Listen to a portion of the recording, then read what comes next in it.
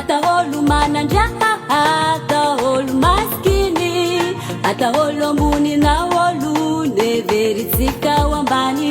Olo araiky fafatsisy afatsika ny Jesosy, efa samy nataony zanany ke mifankatiavatsika takasana azo paradisa.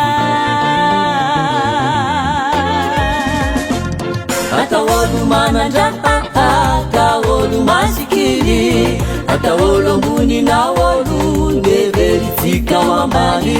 Olo araiky fafatsisy afatsika ny Jesosy, efa samy nataony zanany ke mifankatiavatsika takasana azo paradisa.